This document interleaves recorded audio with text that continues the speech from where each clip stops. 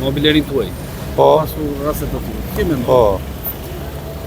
Unë nuk kam ndonjë konflikt dhe nuk jam njeri konfliktuar, jam shumë paqësor, megjithatë mendoj që ja lë drejtësisë këtë shërbim, i cili është i detyruar ta bëjë sepse kamerat janë aty, personi është i dukshëm dhe mendoj se shumë shpejt do të zbardhet ngjarja. Sa është dëmi? Po dëmi nuk është bërë ndonjë përllogaritje, po duhet të shkojë aty te 3 milion lekë të reja afërsisht. Me këto si përfaqësore që Po ka. herën e parë sa ishte dëmi?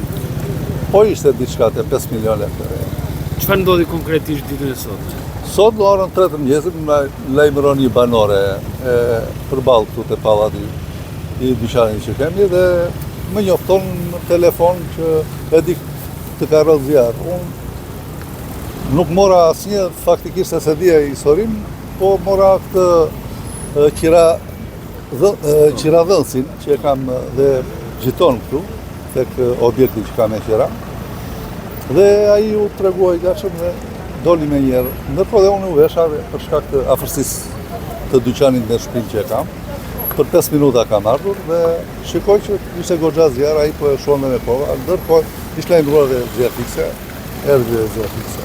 Keni patur konflikte disipuni ndonjë? Po pikërisht këtu është problemi që unë nuk kam konflikt dhe prandaj ja kam lënë drejtësisë. Ja, nuk besoj. Njerëzit që ne punojmë dhe bashkëpunojmë nuk kam asnjë lloj dyshimi. Faleminderit. Ju falenderoj.